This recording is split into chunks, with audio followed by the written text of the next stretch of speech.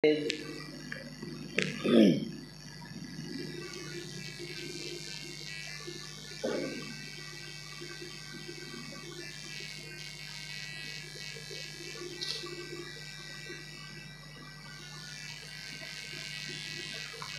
لله رب العالمين والصلاة والسلام على رسوله الكريم وعلى آله وأصحابه أجمعين أما بعد قال الله تعالى في كلامه المزيد والفرقان الحميد أعوذ بالله السميع العليم من الشيطان الرجيم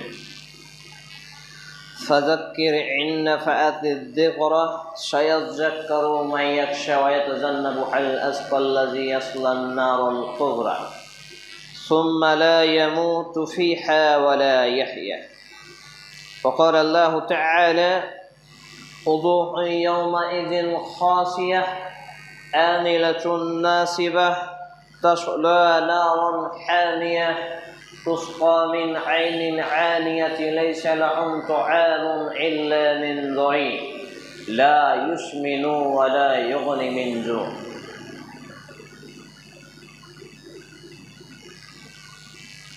عن أبي هريرة رضي الله تعالى عنه قال رسول الله صلى الله تعالى عليه وسلم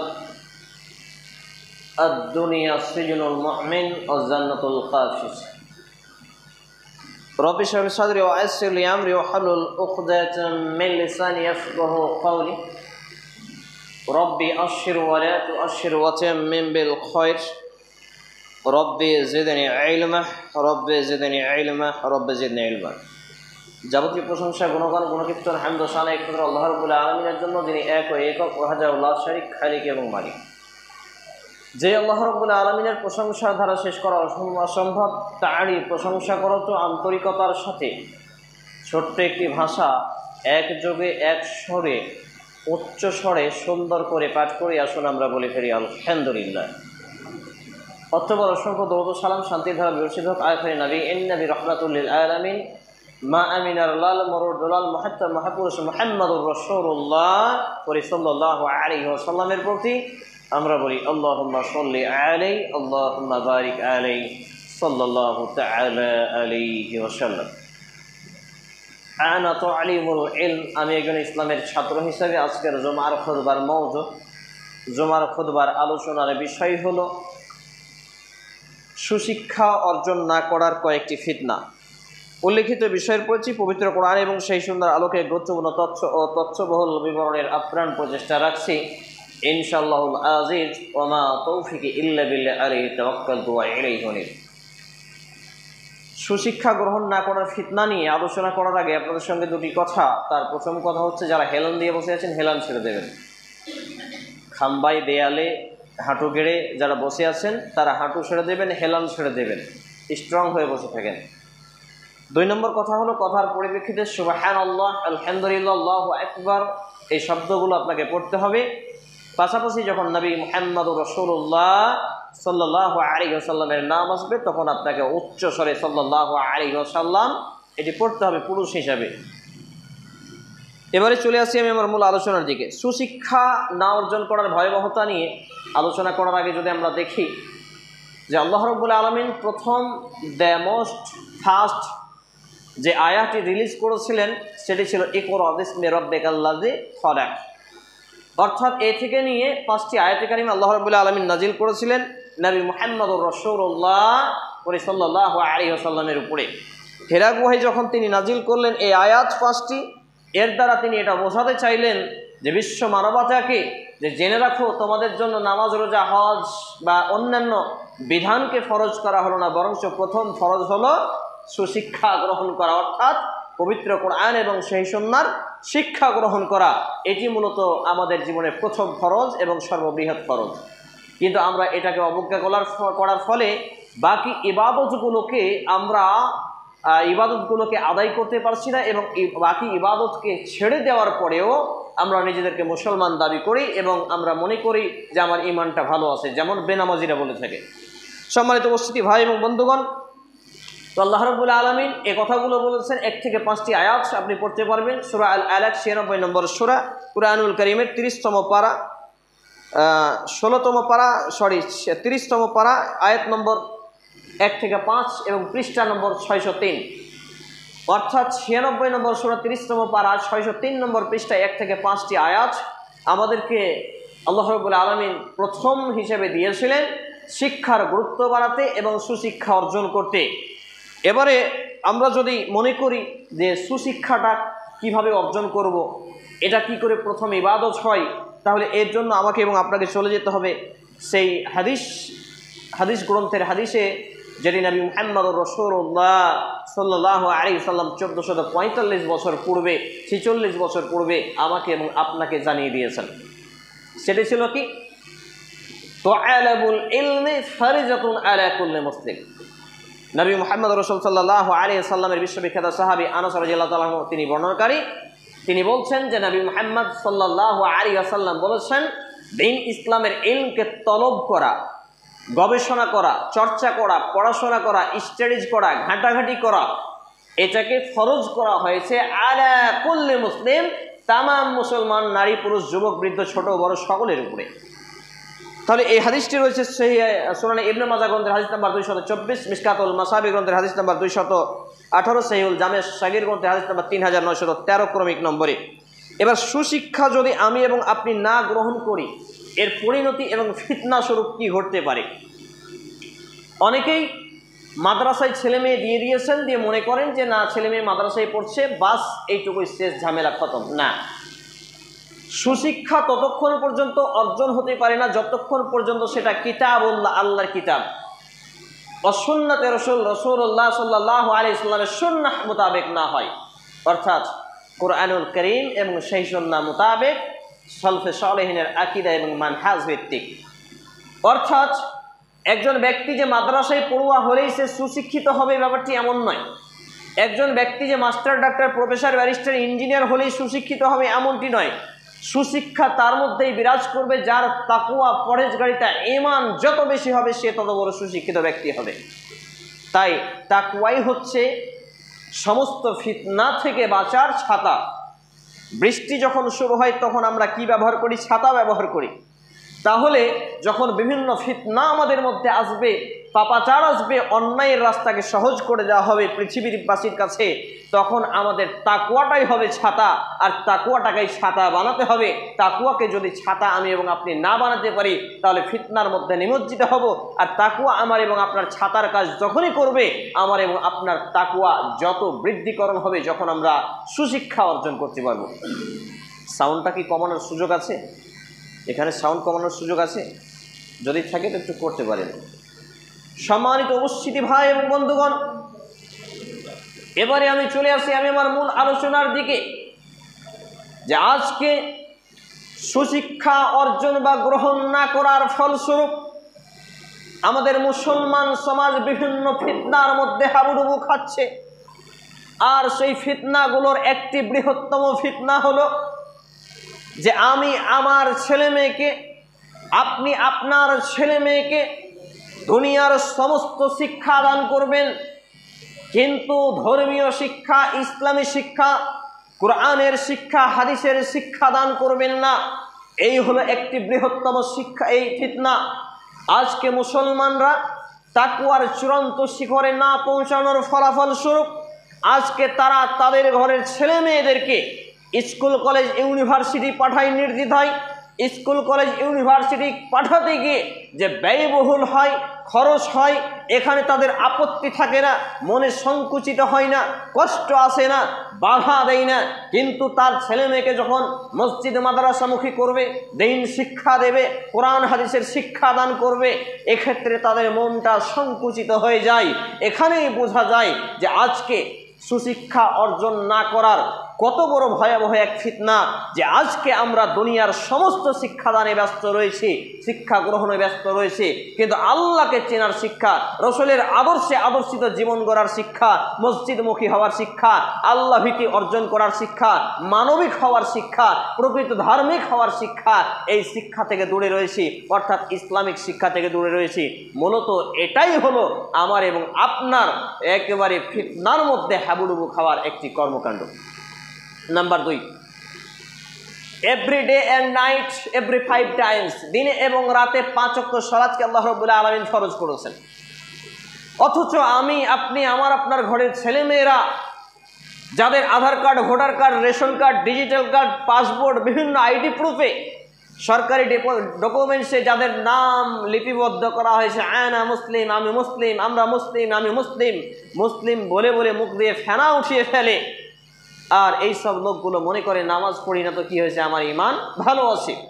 অথচ আল্লাহ রাব্বুল আলামিন সূরা আর-রুম 30 নম্বর সূরা 31 নম্বর আয়াতে বলছেন, আকিমিস সালাতা ওয়া লা তাকুনু মিনাল মুশরিকিন, তোমরা সালাতকে কায়েম করো, প্রতিষ্ঠিত করো, ওয়া লা তাকুনু মিনাল মুশরিকিন, আর মুশরিকদের দলভুক্ত হয়েও না। এই আয়াতে কারিমা প্রমাণ করে যদি কোনো মুসলিম ঘরে জন্মগ্রহণ করা নারী পুরুষ, সে হোক হানাফি, সালাফি, সাফি, মালিকি, হাম্বলি, মুসলমান ঘরে জন্মগ্রহণ করেছে, আর যখন সে 5 ওয়াক্ত সালাত নামাজকে ত্যাগ করেছে, তখন সে আর মুসলমান দাবি করার অধিকার রাখে না। মুসলিম শব্দের শাব্দিক, আবিধানিক, পারিভাষিক অর্থ রয়েছে। আল্লাহ রাব্বুল আলামিন সূরা আল বাকারাতে নিয়ে এসেছেন যে ইজ ক্বালা লাহু রাব্বুহু আসলিম, স্মরণ করো যখন নবী ইব্রাহিম আলাইহিস সালামকে বলা হলো, তিনি বললেন ক্বালা আসলামতু লিরাব্বিল আলামিন, যখন তাকে বলা হলো যে আপনি আপনার প্রতিপালকের অনুগতশীল হয়ে যান, তখন তিনি প্রতিউত্তরে বলেছেন ক্বালা, তিনি বললেন আসলামতু লিরাব্বিল আলামিন, আমি বিশ্বজাহানের প্রতিপালকের অনুগতশীল হয়ে গেলাম, তার প্রিয় হয়ে গেলাম, তার মেনে নেওয়া বান্দাদের দলভুক্ত হয়ে গেলাম।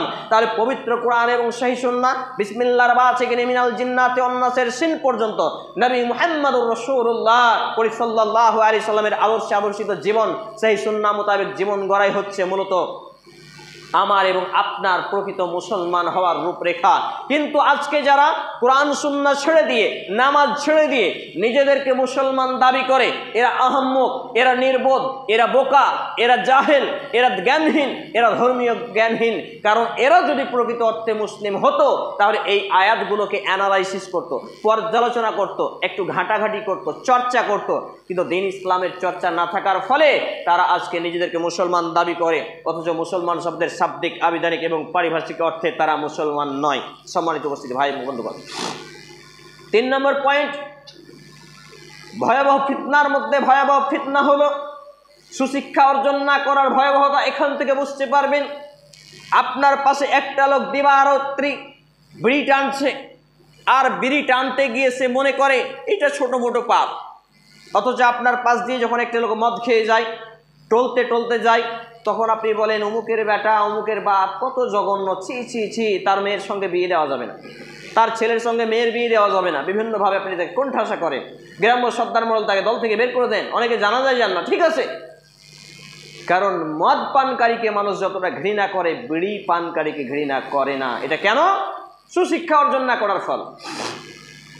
অথচ মেডিকেল সায়েন্স বলছে মদের মধ্যে আংশিক কিছু উপকার রয়েছে। আমি এই বলে বলছি না যে মদ পান করুক, নাউজুবিল্লাহি মিন যালিক। মদ হারাম, চূড়ান্ত হারাম, নিতান্ত হারাম, অত্যন্ত হারাম এবং কঠিনতম হারাম। তবে স্বাস্থ্যগত দিক দিয়ে, মেডিকেল সায়েন্সগত দিক দিয়ে এবং মানুষের ক্ষতিগত দিক দিয়ে বিড়ি হচ্ছে মদের থেকে বৃহত্তম হারাম। তবে কোরআনের বিধান অনুযায়ী মদ হচ্ছে বৃহত্তর হারাম। সম্মানিত উপস্থিতি ভাই বন্ধুগণ, যে ব্যক্তি মদ খায় সে নেশাগ্রস্ত হয়, যে ব্যক্তি মদ খায় তার ফুসফুস ড্যামেজ হতে পারে, সে রোগাক্রান্ত হতে পারে। কিন্তু মনে করুন আপনি একটা মহলে বাচ্চা, শিশু, বৃদ্ধ, নারী, পুরুষ বসে আছে, বিড়ি টানছেন, আর বিড়ি টেনে যখন আপনি ধোঁয়া ছাড়ছেন, মেডিকেল সায়েন্সের গবেষণাগুলো করুন, আপনার ভিতরে যে দুর্গন্ধ জমে আছে, ময়লা জমে আছে, অসুখ বিসুখ জমে আছে, আপনি যখন সেই ধোঁয়াটা ছাড়ছেন, আপনার ভিতর থেকে আসা ধোঁয়াটা অন্যের শ্বাসের সাথে, প্রশ্বাসের সাথে মিলে যাচ্ছে। তো এই লোকটা, ভালো লোকটা বেশি দ্রুত কি হয়? অসুস্থ হয়। কিভাবে? মনে করুন আপনি সাদা পাঞ্জাবি পরে আছেন, আমি ময়লা মাটিওয়ালা পাঞ্জাবি পরে আছি, আপনি ধুলায় বসলেন, আপনার ধুলাগুলো সাদা পাঞ্জাবিতে দ্রুত দেখা যাবে না? আমার যদি ময়লা মাটি থাকে তেমনও বোঝা যাবে না। একই রকমভাবে যে ব্যক্তি বিড়ি খায়, এই ব্যক্তি বিড়ি সিগারেট খেয়ে খেয়ে তার হৃদয়টাকে, তার ভিতরটাকে ডাস্টবিন ময়লা বানিয়ে ফেলেছে। আর যে ব্যক্তিগুলো খায় না কোনোদিন, সে ব্যক্তির দেখবেন গন্ধ শুনলেই বমি আসে, কষ্ট হয়, পাশে বসে থাকতে পারে না। তাহলে মেডিকেল সায়েন্স বলছে যে ব্যক্তি বিড়ি খাবে এবং আশেপাশে যত লোক বসে থাকবে, এই খানেওয়ালা ব্যক্তির থেকে তাদের ক্ষতি বেশি। এই দৃষ্টিকোণে বিড়ি প্রকাশ্যভাবে নিষিদ্ধ হওয়া উচিত ছিল, প্রশাসনিকভাবে নিষিদ্ধ হওয়া উচিত ছিল, সামাজিকভাবে নিষিদ্ধ হওয়া উচিত ছিল। যে বিড়ি যদি খেতে হয় তুমি ধোঁয়া সহ গিলে খাও, বিড়ি যদি খেতে হয় তুমি প্রকাশ্য খাবে না, লোকজনের সামনে খাবে না, পাবলিক প্লেসে খাবে না। এবং এটা ভারতীয় আইন বিরোধী একটা কার্যক্রম পাবলিক প্লেসে বিড়ি খাওয়া। অথচ আমি এবং আপনি এটাকে অন্যায় মনে করি না। আমার বাপ, চাচা, আমি নিজে অমুক তমুক দিবা রাত্রি আমাদের সামনে বিড়ি খায়, সিগারেট খায়, কিন্তু এটাকে আমরা স্টাইল মনে করি। নাউযুবিল্লাহি মিন জালিক। আরও অনেকগুলো পয়েন্ট আছে, কিন্তু মূল আলোচনা ছুটে যাবে বলে বিষয়গুলো ক্লিয়ার করতে পারছি না। সম্মানিত উপস্থিতি ভাই এবং বন্ধুগণ, তার মধ্যে একটি শর্টকাটে বলেই ফেলি, সেটা হচ্ছে গান বাজনা বাদ্যযন্ত্র যেগুলো হচ্ছে লাহু আল হাদিস। সূরা আল লোকমানে আল্লাহ রাব্বুল আলামিন লিখেছেন ওয়াসার কার্যক্রম লাহু আল হাদিস। এই লাহু আল হাদিসের মধ্যে পড়বে আপনার চায়ের দোকানে বসে থাকা আড্ডা পিটা, অন্যের সমালোচনা করা, পরচর্চা করা, কোরআন তেলাওয়াত, কোরআন চর্চা, হাদিস চর্চা ছেড়ে দিয়ে পেপার নিয়ে পড়ে থাকা, নিউজ নিয়ে পড়ে থাকা। এর মানে এই নয় আপনাকে পেপার পত্রিকা পড়তে নিষেধ করছি, এর মানে এই নয় আপনাকে নিউজ দেখতে নিষেধ করছি। কিন্তু যেই বেটি ছেলেটা নিউজ পড়ছে, ওর যে বক্ষ দেশ পুরোই উন্মুক্ত। এই মেয়েটার নিউজ পড়া নিউজটা আপনি দু চোখ দিয়ে দেখতে পারেন কি করে? চোখের ক্ষুধা আছে, চোখের ক্ষুধা মিটাতে হবে হালালভাবে। মাসনা ওয়া সুলাসা ওয়া রুবা আন্নাত ওয়াহিদান, 2, 3, 4টা স্ত্রী অথবা একটা স্ত্রী দিয়ে। কিন্তু আপনি ডিসপ্লেতে, মোবাইলে বা টিভির দোকানে বসে আপনি যে নিউজে মেয়েটাকে দেখছেন, এই মেয়েটার বক্ষদেশ, এই মেয়েটার শারীরিক সৌন্দর্য সব কিছু আপনি অনুভব করছেন, আপনার চোখের ক্ষুধা মিটাচ্ছেন। এটা যে চোখের জিনা, নাউযুবিল্লাহি মিন জালিক। এইভাবে সুশিক্ষা অর্জন না করার ফলে আমার এবং আপনার সমাজে আজকে প্রচুর পরিমাণে ফিতনার মধ্যে হাবুডুবু খাচ্ছে আজকের মুসলমান সমাজ। সম্মানিত উপস্থিতি ভাই এবং বন্ধুগণ, আজকে আমরা এই সব বিষয়গুলো অ্যানালাইসিস করতে পারি না। এজন্যই যে আমরা কোরআন এবং সুন্নাহ থেকে বহুদূরে অবস্থান করছি, পবিত্র কোরআন এবং সেই সুন্নাহর আলোকে জীবন গঠন করতে পারিনি, ইসলাম নিয়ে চর্চা করতে পারিনি। আজকে বিভিন্ন সময় বিভিন্ন ফিতনার মধ্যে একটি বৃহত্তম ফিতনা আমি আমার ক্ষুদ্র গবেষণা দিয়ে যেটুকু দেখেছি, আজকে আপনার মসজিদে 422তম মসজিদে খুতবা, এখানে আমি এটুকু উপলব্ধি করেছি যে আজকে বিভিন্ন মসজিদ ভিত্তিক যে পরিচালনা ডিপার্টমেন্ট, এটা একটা বৃহত্তম ফিতনা। কিভাবে? এই জন্য আমি এটাকে বলে থাকি ভাবিয়া করিও কাজ, করিয়া ভাবিও না। এর একটা উদাহরণ আপনাদের মসজিদ দিয়ে দিচ্ছি। দেখেন, এই মসজিদটা নির্মাণের আগে যদি ক্যাম্পাস নিয়ে এসে কেবলা যাচাই করা হতো, তাহলে এত বড় কাজটা ভুল হতো কি? ভুল হতো না। তাহলে এটা ভাবনাময় ছাড়াই কাজ হয়েছে, বোঝা যাচ্ছে। ভাবনার মধ্যে যদি হতো তাহলে এত বড় ভুল হতো না। তাহলে ভাবিয়া করিও কাজ, করিয়া ভাবিও না, আমরা সবাই বলি কিন্তু করি না, আমল করি না। তাহলে ইসলাম মানবতার জীবন বিধান, গাইডলাইন, কোরআন সুন্নাহ মোতাবেক পথ নির্দেশনা মতো চলতে হবে। তাহলে ভাবিয়া করিও কাজ, করিয়া ভাবিও না, এর অর্থ হলো আমি যে একটা পা সামনের দিকে ফেলবো, একটা পা পেছনে বাড়াবো, এই পাটা ন্যায়ের পথে ফেলছি নাকি অন্যায়ের পথে ফেলছি, একবার বিবেচনা করতে হবে। একবার নয়, শতবার বিবেচনা হবে। যখন আমার এবং আপনার মধ্যে সুশিক্ষার বীজ বপন হবে, যখন আমার এবং আপনার মধ্যে তাকুয়া, পরেশগারিতা, ইমানদারিতা কার্যকর হবে। কিন্তু আমার এবং আপনার তাকুয়া, পরেশগারিতা, সুশিক্ষা না থাকার ফলস্বরূপ আজকে আমরা এগুলো অ্যানালাইসিস করি না। কোনটা হালাল পথ, কোনটা হারাম পথ, কোনটা ন্যায়ের পথ, কোনটা অন্যায়ের পথ, কোনটা তাওহীদ, কোনটা শিরক, কোনটা সুন্নাহ, কোনটা বিদআত, কোনটা জায়েজ, কোনটা মুবাহ, কোনো বিষয়ে আমরা এগুলোকে পর্যালোচনা করি না। এটা এই জন্যই যে আমাদের মধ্যে সুশিক্ষার বীজ এখনো বপন হয়নি। মসজিদ পরিচালনার ক্ষেত্রে কি হয়? আজকে মসজিদে শুধুমাত্র আমরা মনে করি একটা ইমাম রেখে দিলাম, তার ডিউটি ঠিক মতো নিতে পারলেই হলো। আমাদের এলাকায় একটা মসজিদ আছে, জামে মসজিদ, ইমাম সাহেব আজান দিয়ে ঘুমিয়ে গেলেন, জামাত হলো কি হলো না আল্লাহু আলাম, কখন কি হলো বলা যায় না। এবার এইটার প্রতিবাদ কমিটি কেন করবে না? কমিটি একটাও নামাজ পড়ে না। লা হাওলা ওয়ালা কুওয়াতা ইল্লা বিল্লাহ, ইন্না লিল্লাহি ওয়া ইন্না ইলাইহি রাজিউন। কিয়ামতের একটি বৃহত্তম আলামত এবং ফিতনা। তাহলে মসজিদ কমিটি বেনামাজি হওয়া এটা একটা বৃহত্তম ফিতনা। মসজিদ কমিটি পরিচালনার ক্ষেত্রে শুধুমাত্র ছাত্রদের তালিম দিবেন, ছাত্রদেরকে কোরআন শিক্ষার মক্তব চালু করবেন, আর বড়রা কোরআন শিখবে না, এটা একটা বৃহত্তম ফিতনা। কারণ ছোটরা তো যেখানে সেখানে কোরআন শিক্ষার সুযোগ পায়, বড়রা পায় না। এই জন্য আমি বলি, আপনি মসজিদে ইমাম রেখেছেন, ঠিক আছে, ভালো কথা, তবে মসজিদে ইমামকে আপনি আপনার মন মতো ঘুরাইন না। মসজিদের ইমামকে বলেন আপনি কোরআন সুন্নাহ মতো চলুন, কোরআন সুন্নাহ মতো আপনি ঘুরুন, আর আমাদেরকে সেই মতো পরিচালনা করুন। কিন্তু আজকে অধিকাংশ মসজিদগুলো, মসজিদ কমিটি জাহেল, মূর্খ, অশিক্ষিত হওয়ার ফলে ইমামদেরকে নিজের মন মতো করে ঘুরায়। যদি একটু এদিক ওদিক ফতোয়া হয়, 19-20 মাসলা মাসাইল শুনে ইমাম সাহেব আপনি ব্যাটিং বসিয়ে চলে যান, আমরা নতুন মৌলবি দেখেছি। এইগুলো বৃহত্তম ফিতনা, এইগুলো থেকে বেরিয়ে আসতে হবে। এইগুলো থেকে বেরিয়ে এসে আমাদের মক্তব চালু করতে হবে। নারী, পুরুষ, যুবক, বৃদ্ধ, ছোট বড় সবার জন্য পাঠ আলাদা আলাদা। মসজিদ হচ্ছে সব থেকে বড় দাওয়াতি কার্যক্রম। আপনার এলাকায় বড় বড় জালসা করতে হবে না, সম্মিলন করতে হবে না, ইজতেমা করতে হবে না। মসজিদ ভিত্তিক দাওয়াতি কার্যক্রম, মসজিদ ভিত্তিক কোরআন সুন্নাহ শিক্ষাগার যদি আপনি তৈরি করতে পারেন। কিন্তু এই টেন্ডেন্সি, এই চেতনা না সমাজের লোকের আছে, না মেম্বার প্রধানের আছে, না গ্রাম্য সত্তার মোড়ল আছে, না মাদ্রাসা কমিটির আছে, না মসজিদ কমিটির আছে, আর না আমার মতো আর কারো মতো ইমাম খতিবদের আছে, যার জন্য সমাজ আজকে চলছে রসাতলে। বক্তা আজকে শিল্পপতি হচ্ছে। সম্মানিত উপস্থিতি ভাই এবং বন্ধুগণ, চলে আসে আমার মূল আলোচনার দিকে। দ্বিতীয় খুতবার পরে কয়েকটি আয়াত আপনাদের সামনে পাঠ করেছি। প্রথম আয়াতটি ছিল আল্লাহ রাব্বুল আলামিন বলছেন, সূরা আল আলা 87 নম্বর সূরা 30তম পারা 597 নম্বর পৃষ্ঠা, আয়াত নম্বর 9 থেকে 13। আল্লাহ রাব্বুল আলামিন বলছেন, ফাযাক্কির ইন নাফাআতিদ যিকরা সায়াযাক্কারু মান ইয়াখশা ওয়া ইয়াতাজান্নাবুহাল আসকাল্লাযী ইয়াসলান নারাল কুবরা সুম্মা লা ইয়ামুতু ফিহা ওয়া লা ইয়াহইয়া। কত চমৎকার কথা দেখুন, গায়ের লোম ভাবড়িয়ে যায় আয়াতগুলো পড়তে গেলে, আয়াতগুলো বলতে গেলে, আয়াতগুলো শুনতে গেলে। কারণ আমি বুঝতে পারছি যে আমি কি বলতে যাচ্ছি বা কি শুনতে যাচ্ছি।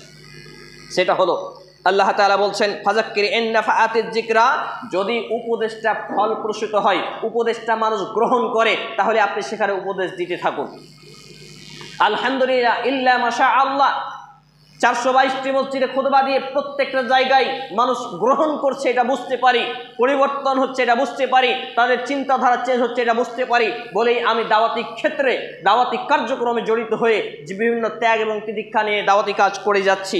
তাহলে আল্লাহ রাব্বুল আলামিন উপদেশ গ্রহণের জন্য আমাকে আপনাকে আদেশ করলেন। নবী মুহাম্মদুর রাসূলুল্লাহ সাল্লাল্লাহু আলাইহি সাল্লামকে সরাসরি আদেশ করার পরে ইনডাইরেক্টলি ভাবে আমাদেরকে, বিশেষ করে আল উলামা ওয়ারাসাতুল আম্বিয়াদেরকে, সায়াযাক্কারু মান ইয়াখশা, ভয় করে যে ব্যক্তি সে ব্যক্তি উপদেশ গ্রহণ করবে। তারপরে আল্লাহ তাআলা কি বললেন, যে ব্যক্তি ভয় করে সে ব্যক্তি উপদেশ গ্রহণ করবে। আর যে ব্যক্তি হতভাগা, যেই ব্যক্তি একেবারে পাপিষ্ঠ, জালেম, জাহেল, এই ব্যক্তি উপদেশ গ্রহণ করবে না। আল্লাহ রাব্বুল আলামিন তারপর তিনি বলছেন, আল্লাযী ইয়াসলান নারাল কুবরা, কিন্তু যারা আল্লাহ প্রদত্ত উপদেশ গ্রহণ করবে না তাদের জন্য নারল কুবরা, মহা অগ্নিকুণ্ড রয়েছে। মহা অগ্নিকুণ্ড মানে জানেন, দুনিয়ার আগুন হাতটা আপনি রাখলেন, আপনার এক্সটার্নাল যে লোমগুলো আছে, পশম রয়েছে, এই লোম এবং পশমগুলো আপনার জ্বলে যাবে। দ্বিতীয় নম্বরে আপনার জ্বলবে আপনার শরীরের চামড়া। তৃতীয় নম্বরে জ্বলবে হালকা ফুলকা মাংস। যদি আগুনের টেম্পারেচার, আগুনের মাত্রা বেশি হয় তাহলে গোস্ত হাড্ডি পর্যন্ত জ্বলতে পারে। কিন্তু ওয়াল্লাহি আল্লাহর কসম, ওয়াল্লাহি আল্লাহর কসম, ওয়াল্লাহি আল্লাহর কসম, জাহান্নামের আগুনে যখন মানুষকে দেয়া হবে, সর্বপ্রথম তার কলিজাটাকে পুড়িয়ে ফেলবে। নাউযুবিল্লাহি মিন যালিক, আস্তাগফিরুল্লাহল আযীম। চিন্তা করেছেন, জাহান্নামে যে আগুনে আমাকে আপনাকে যদি গ্রাস করে ফেলে, আল্লাহ না করুক ঘটুক, যদি কোনো ব্যক্তি জাহান্নামে যায়, সে ব্যক্তির সর্বপ্রথম আগে কলিজা খানকে পুড়িয়ে ফেলবে। ভাবনাময় কথা, ভাবনাময় ব্যাপার, কিন্তু আমাদের ভাবনাগুলো জাগ্রত হয় না। সম্মানিত উপস্থিতি ভাই এবং বন্ধুগণ, এবং আল্লাহ রাব্বুল আলামিন তাহলে কি বললেন, যে ব্যক্তি উপদেশ গ্রহণ করবে না, অর্থাৎ কোরআন এবং সুন্নাহ নির্দেশিত পথে চলবে না, জীবন চালাবে না, এই ব্যক্তিকে নারল কুবরা, ভয়ঙ্কর অগ্নিকুণ্ডতে নিক্ষিপ্ত করা হবে। এবং আল্লাহ রাব্বুল আলামিন তারপরে বলছেন, সুম্মা লা ইয়ামুতু ফিহা ওয়া লা ইয়াহইয়া। কিন্তু জেনে রাখো, দুনিয়ার মানুষ যখন এই দুনিয়ার আগুনে জ্বলে যায়, পুড়ে যায়, সে মৃত্যুবরণ করে, মানুষ মনে করে এবং মুখে মুখে বলে, যাক লোকটা মরে গেল তো কষ্টটা কমে গেল, যদি মারা না যেত কষ্টটা যে কত হতো। আসলে মরে গেলে কি কষ্ট কমে যায়? মানুষ মরে গেলে তার যন্ত্রণা কষ্ট যদি সে বেঈমান হয় আরো বৃদ্ধিকরণ হয়।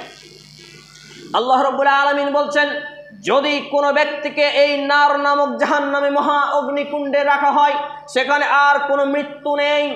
ওই জন্য আল্লাহ রাব্বুল আলামিন জানাচ্ছেন, সুম্মা লা ইয়ামুতু ফিহা ওয়া লা ইয়াহইয়া, সেই অগ্নিকুণ্ডের মধ্যে, জাহান্নামের মধ্যে সেই ব্যক্তি, নারী পুরুষ যুবক বৃদ্ধ, মরবেও না বাঁচবেও না। লা হাওলা ওয়া লা কুওয়াতা। চিন্তা করুন, যদি আমরা কোরআন এবং হাদিসের উপদেশ গ্রহণ না করি, কোরআন এবং হাদিস মোতাবেক আমাদের জীবন না চালাই, আমরা নিজেদেরকে অ্যানালাইসিস করে পরিবর্তন না ঘটাই, আল্লাহমুখী মসজিদমুখী না হই, আমরা যদি তাকওয়াশীল না হই, তাকওয়া পরহেজগারিতা অর্জন না করি, সুশিক্ষা গ্রহণ না করি, তাহলে আমরাকে মহা অগ্নিকুণ্ডে নিক্ষেপ করা হবে। আর এই মহা অগ্নিকুণ্ডে আমাদের সর্বপ্রথম কলিজাখানাকে পুড়িয়ে ফেলবে। আর এই জায়গায় গিয়ে আমাদের আর মৃত্যু বলে কিছু থাকবে না। আস্তাগফিরুল্লাহ আল-আযীম, আস্তাগফিরুল্লাহ। এই মতো অবস্থায় আমার এবং আপনার অবস্থানটাকে একটু অ্যানালাইসিস করুন। আমার এবং আপনার কর্ম দ্বারা তো আমরা জাহান্নামকে ফরজ করে ফেলেছি। আমরা এমন পাপাচারে লিপ্ত, এমন অন্যায় অপকর্মে লিপ্ত রয়েছি যে আমরা আমাদের জীবনকে গুনাহ করে করে কয়লার থেকে কালো করে ফেলেছি। কিন্তু যেহেতু আমাদের জ্ঞান চক্ষু খোলা নেই, যেহেতু আমাদের অন্তরে এখনো তাওহীদি বীজ বপন হয়নি, যেহেতু আমাদের সুশিক্ষা অর্জিত হয়নি, যেহেতু আমাদের তাকওয়া পরহেজগারিতা এখনো জাগ্রত হয়নি, সেই সূত্রে আমরা ব্যাপারটাকে ভাবনার বাইরে রেখেছি। সম্মানিত উপস্থিতি ভাই এবং বন্ধুগণ, দ্বিতীয় খুতবার পরে দ্বিতীয় রাউন্ডে আপনাদের সামনে কয়েকটি আয়াত পাঠ করেছি। এটি রয়েছে কুরআনুল কারীমের সূরা আল-আলা, সূরা আল-গাসিয়া, 88 নম্বর সূরা, 30তম পারা, 597 নম্বর পৃষ্ঠা, আয়াত নম্বর 2 থেকে 7। এই আয়াতগুলো খুব ভয়ঙ্কর। এই আয়াতগুলো আমাকে এবং আপনাকে অ্যানালাইসিস করতে হবে, ভাবনা চিন্তার মধ্যে আমার এবং আপনার মধ্যে রাখতে হবে। কারণ সূরা আল-আলা এবং সূরা আল-গাসিয়া, এই সূরা দুটো প্রতিনিয়ত আমাদের সামনে পাঠ করা হয়। ছোট্ট ছোট্ট ছেলেগুলো হয়তো মুখস্থ আছে, কিন্তু এই সূরার ভাবার্থ কি, আল্লাহ কি বোঝাতে চেয়েছেন, এখানে কি কি বলা হয়েছে, কি কি মেসেজ আছে, কি কি আদেশ আছে, কি কি নিষেধ আছে, কি কি সতর্কবার্তা রয়েছে, কি কি ভয়ের কারণ, কি কি শান্তির কারণ, আযাবের কারণ, শান্তির কারণ, শাস্তির কারণ বলা হয়েছে, এইগুলো আমি এবং আপনি অ্যানালাইসিস করতে পারিনি। কেন? আমার এবং আপনার মধ্যে সুশিক্ষা না থাকার ফলে। সুশিক্ষা না অর্জন করার ভয়াবহতা বুঝতে পারছেন প্রত্যেকটা পয়েন্টে পয়েন্টে। সম্মানিত উপস্থিতি ভাই এবং বন্ধুগণ, আল্লাহ রাব্বুল আলামিন বলছেন, উজুহু ইয়াওমাইযিন নাইমা, উজুহু ইয়াওমাইযিন খাসিয়া, আমিলাতুন নাসিবা, তাসলা নারুন হামিয়া, তুসকা মিন আইনিন আনিয়াতিন লাইসা লাহুম তুআমুন ইল্লা মিন দারি, লা ইউসমিনু ওয়া লা ইউগনি মিন জু। আয়াতগুলো পড়তে গিয়ে বলতে গিয়ে অনেক সময় বাকরুদ্ধ হয়ে যায় যে না জানি মৃত্যুর পরে আমার অবস্থানটা কোথায় যায়। সম্মানিত উপস্থিতি ভাই এবং বন্ধুগণ, আল্লাহ তাআলা বলছেন, উজুহু ইয়াওমাইযিন খাসিয়া, সেই দিন বিচারের মাঠে অনেক মুখমণ্ডল, চেহারা হবে লাঞ্ছিত, ক্লান্তকিষ্ট। তাদের চেহারা ভাব প্রকাশ করবে। মনে করুন একটা চোরকে মেরেছে কোনো এক পাড়ায়, ও যখন রাস্তা দিয়ে অন্য একটা এলাকা দিয়ে হেঁটে যায়, এলাকার লোক বুঝতে পারে কিছুটা একটা হয়েছে, তার চেহারায় একটা ভাব প্রকাশ হয়। বিচারের মাঠে অন্যায়কারী যারা কোরআন এবং সুন্নাহ মোতাবেক জীবন চালাবে না, আল্লাহ প্রদত্ত বিধান নিয়ে জীবন চালাবে না, আল্লাহর উপদেশ, তার রসুলের উপদেশ মোতাবেক জীবন চালাবে না, সেই দিন বিচারের মাঠে তাদের কিছু চেহারাগুলোকে, এই জাতীয় লোকেদের চেহারাগুলো ক্লান্ত, হতাশা, একেবারে অপরাধী, লাঞ্ছিতর মতো প্রদর্শিত করা হবে। তারপর আল্লাহ রাব্বুল আলামিন বলছেন, আমিলাতুন নাসিবা, এবং এই জাতীয় লোকগুলোকেই মূলত জ্বলন্ত আগুনে নিক্ষিপ্ত করা হবে। জ্বলন্ত আগুনে নিক্ষিপ্ত করা হবে। আপনার সতর উদাম হয়ে যাচ্ছে, সতর, পারলে ওযু করে চলে আসেন, আপনার লুঙ্গির সতর প্রকাশিত হয়ে গেছে। সম্মানিত উপস্থিতি ভাই এবং বন্ধুগণ, আল্লাহ রাব্বুল আলামিন বলছেন যে তারপরে আমিলাতুন নাসিবা, এই জাতীয় লোকেদের, এই জাতীয় মানুষকে অগ্নিতে, জাহান্নামে, জ্বলন্ত আগুনে নিক্ষিপ্ত করা হবে। সুপ্রিয় ভাই এবং বাবা জীবন, আমরা যে দুনিয়ার আগুন ব্যবহার করি, আমরা যে দুনিয়ার আগুন নিয়ে ঘাটাঘাটি রান্না বান্না করি, ব্যবহার করি, এই দুনিয়ার আগুনের থেকে 69 গুণ ভয়াবহ তেজাল আগুন সেই দিন গ্রাস করবে কিয়ামতের মাঠে থেকে যাদেরকে জাহান্নামে দেওয়া হবে তাদের। বোঝাতে পারছি না, 69 গুণ ভয়াবহ তেজাল। দুনিয়ার আগুনে যদি একটা কুয়া করা হয়, সেই কুয়াতে আমাকে আপনাকে ফেলে দেওয়া হয়, আমার এবং আপনার চিহ্ন বলে কিছু থাকবে না, তাহলে এর থেকে 69 গুণ ভয়াবহ তেজাল আগুন জাহান্নাম, সেই পরিণতি কি হতে পারে একটু পর্যালোচনা করুন। সম্মানিত উপস্থিতি ভাই এবং বন্ধুগণ, আল্লাহ রাব্বুল আলামিন অতঃপর বলছেন তাসলা নারান হামিয়া, এবং তাদেরকে সেই জায়গাতে, সেই জাহান্নামীদেরকে পানীয় হিসাবে যা দেওয়া হবে সেটা হচ্ছে ফুটন্ত গরম পানি। ইকবাল কিলানি রাহিমাহুল্লাহ সৌদি আরবের বিশ্ববিখ্যাত উলামা ইকরাম ইসবাতু আজাবিল কবর গ্রন্থে নিয়ে এসেছেন, যখন জাহান্নামীদেরকে জাহান্নামে ফুটন্ত পানি পান করতে দেওয়া হবে, কখন পান করতে দেওয়া হবে? তারা পানির জন্য আল্লাহর প্রহরী ফেরেশতাদের আহ্বান করবে, বলবে তোমরা আল্লাহর কাছে গিয়ে একটু বলো না, একটু নালিশ করো না, আমরা আগুনে জ্বলে জ্বলে ভিতরটা পিপাসিত হয়ে গেছি, আমাদের আর সহ্য হচ্ছে না, পানির ব্যবস্থা করো। ইকবাল কিলানি রাহিমাহুল্লাহ ইসবাতু আজাবিল কবর ওয়াল কিয়ামাহ এই গ্রন্থের মধ্যে নিয়ে এসেছেন, আলোচনা করেছেন যে সেই ব্যক্তি পানির মেসেজ ফেরেশতাদের দিবেন, ফেরেশতারা তখন আল্লাহ তাআলাকে মেসেজ যখন পৌঁছাবেন, এর মধ্যে কয়েক হাজার বছর কাল কেটে যাবে। কয়েক হাজার বছর কাল, 2-4 ঘন্টা নয়, 2-4 দিন নয়। যেই লোকটা অ্যাক্সিডেন্ট হয়ে গেছে, হাত পা ভেঙে গেছে, কোমর ভেঙে গেছে, রড ভরা আছে, অপারেশন চলছে, ওই লোকটাকে বলেন সময় পার হয় না, কত কষ্টের জীবন। জাহান্নামের মুহূর্তটা কত ভয়ঙ্কর হতে পারে। সম্মানিত উপস্থিতি ভাই এবং বন্ধুগণ, এমতো অবস্থায় ব্যক্তিকে যখন কয়েক হাজার বছর কাল সময় পেরিয়ে যাওয়ার পরে তাকে যখন ফুটন্ত পানি পান করতে দেওয়া হবে, পিপাসার কারণে এতটাই থাকবে। চৈত্র বৈশাখ মাসে আমরা ছোটবেলায় রসুন পেঁয়াজ আলু কুড়াতে যেতাম, হলুদ কুড়াতে যেতাম, যেহেতু আমরা গ্রাম বাংলায় বড় হয়েছি, তখন পিপাসা লাগতো, বিভিন্ন জায়গায় খাল বিলে জোলা, অনেক ওই ব্যাঙাচির বাচ্চা পানিতে ভাসতো, ওই পানিগুলো পান করতাম। তো জাহান্নামে জ্বলে জ্বলে ওদের তৃষ্ণার কারণ কতটা হতে পারে। এমতো অবস্থায় ব্যক্তিরা ওই গরম ফুটন্ত পানিগুলোই পান করতে থাকবে, আর এই পান করার ফলে তাদের শরীরের নাড়ি ভুড়ি ইঞ্জিনগুলো সব গলে গলে গলে গলে লবণের মতো বসে যাবে। আস্তাগফিরুল্লাহ। সম্মানিত উপস্থিতি ভাই এবং বন্ধুগণ, একটু অ্যানালাইসিস করুন, পর্যালোচনা করুন, তাহলে তাসলা নারান হামিয়া তুসকা মিন আইনিন আনিয়া, এবং তাদের আবার ক্ষুধা লাগবে। ক্ষুধা নিবারণের জন্য তারা কি করবে? ত্রাহি ত্রাহি করবে, চিৎকার করবে, জাহান্নামের প্রহরীকে ডেকে বলবে তোমরা তো আল্লাহর সৃষ্টি, তোমাদের খাওয়া লাগে না, পেশাব লাগে না, পায়খানা লাগে না, তোমাদেরকে আল্লাহ তার নূর দিয়ে সৃষ্টি করেছেন, যাও একবার আমাদের নামে নালিশ করো, আমাদের যেন খাদ্য দেওয়া হয়। তখন তারা এই মেসেজটা দিবেন, কয়েক হাজার বছর কাল কেটে যাবে। অতঃপর যখন তাদেরকে খাবার জন্য দেওয়া হবে, আল্লাহ তাআলা এখানে কি বলছেন দেখেন, তুসকা মিন আইনিন আনিয়া, তখন তাদেরকে কাঁটা যুক্ত ডাল ঝাড় গাছ দেওয়া হবে। নাউযুবিল্লাহি মিন যালিক। কাঁটা যুক্ত ডাল গাছ, যেটা জাক্কুম গাছের বর্ণনা পাওয়া যায়। এই কাঁটা যুক্ত ডাল বা গাছ ক্ষুধার কারণে মানুষ চিবাতে থাকবে এবং খেতে খেতে আবার গলায় আটকিয়ে যাবে। দুনিয়ার কথা মনে পড়ে যাবে। দুনিয়ায় যখন মানুষ চলতো, মাছ দিয়ে ভাত খেতে গেলে গলায় যখন কাঁটা আটকিয়ে যেত, বাপ মায়ে পানি দিত, তখন আবার জাহান্নামের প্রহরীরাকে বলবে যে আমাদের পানির ব্যবস্থা করো। এভাবে যখন পানির ব্যবস্থা করতে বলা হবে, আবার কয়েক হাজার বছর কাল কেটে যাবে। চিন্তা করুন, আপনি বলছি, অনেক লোক আমাদের বলে না, আরে কি হবে, মরবো তখন দেখা যাবে। আর যা হবে দেখা যাবে, আপনি কি দেখবেন? আপনার আছে কি? আপনি করবেন কি? মালাকুল মউতকে যখন দু চোখে দেখবেন, মৃত্যুর ফেরেশতা যখন 6খানা মুখ নিয়ে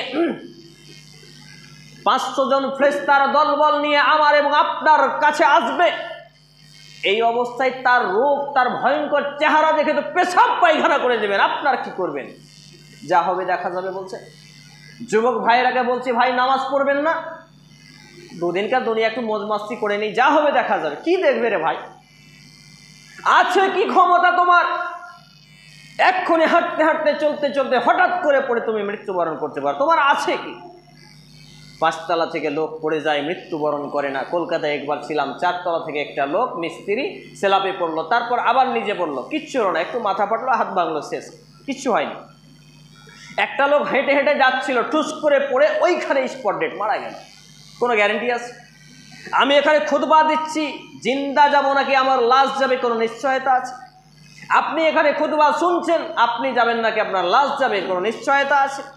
তাহলে যা হবে দেখা যাবে, এই শব্দ আপনি বলবেন কেন রে ভাই? আপনি তো মুসলমান, আপনি কি দেখবেন? আপনার চোখ তো মাটিতে গলে যাবে, আপনি কি দেখবেন?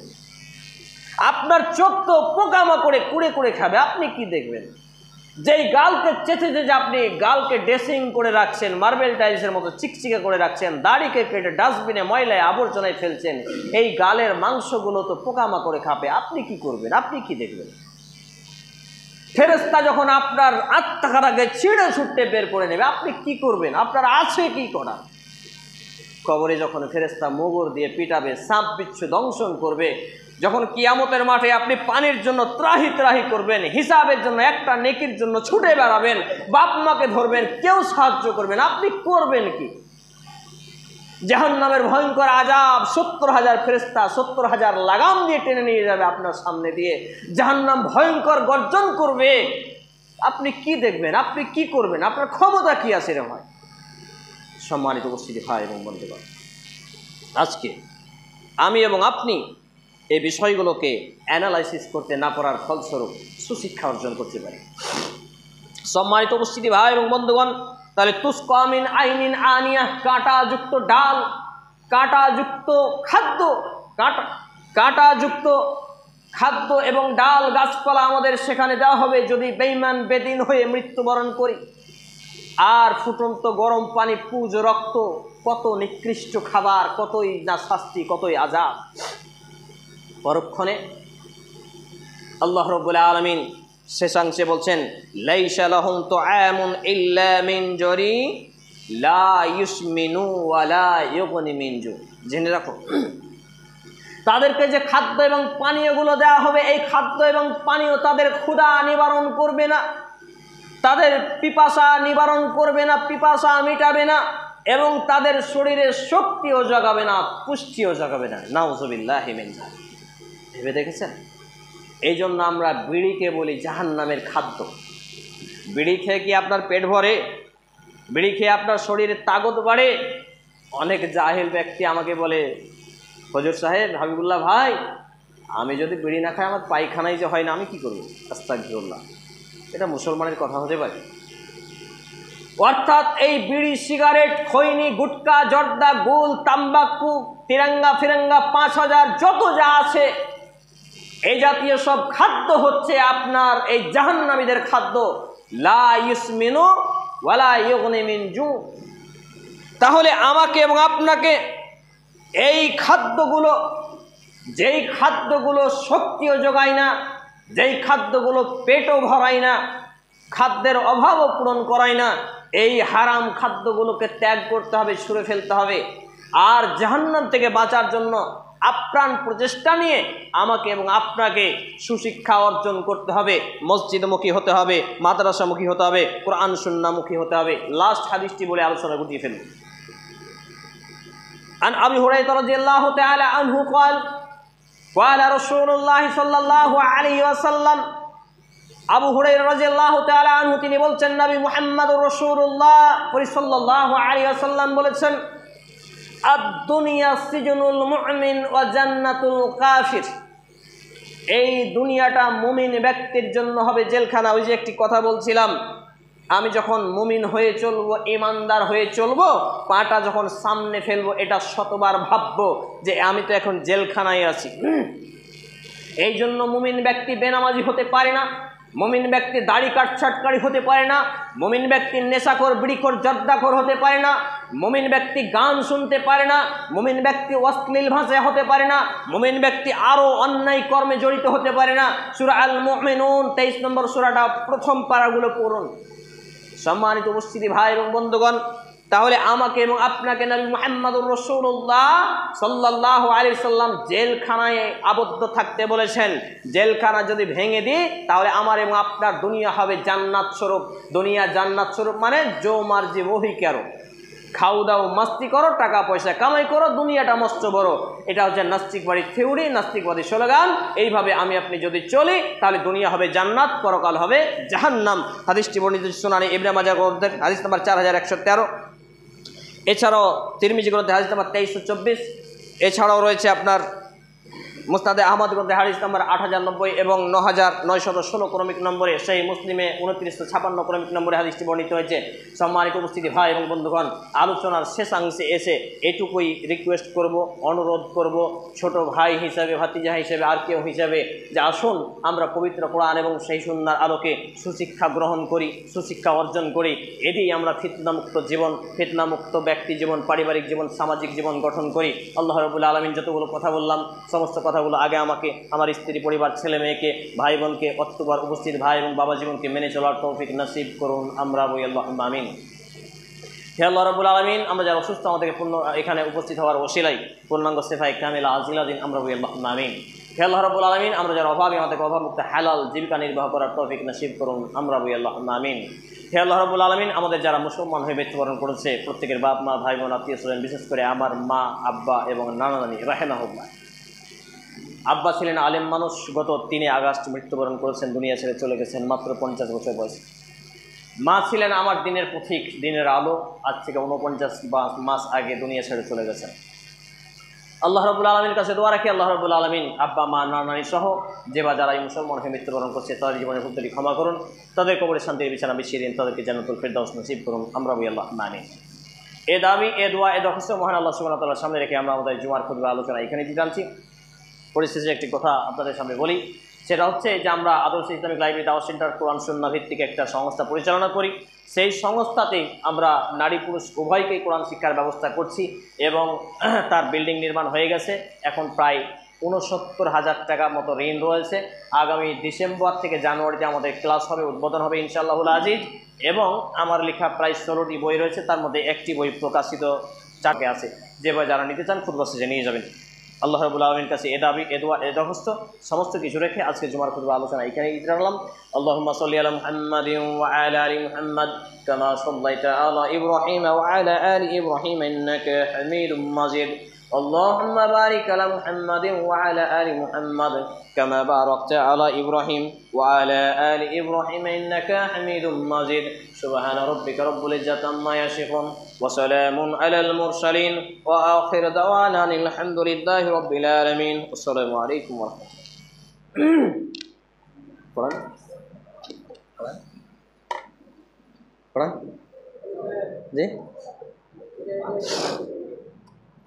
অনলাইন বইঘর দীর্ঘ 9 বছরেরও বেশি সময় ধরে সারা ভারতে হোম ডেলিভারি করছে ইসলামিক বই, খাঁটি মধু, কালো জিরা ও জাইতুন তেল, আতর, খেজুর ও বিভিন্ন হালাল সামগ্রী। Mobile number 800 100 7990।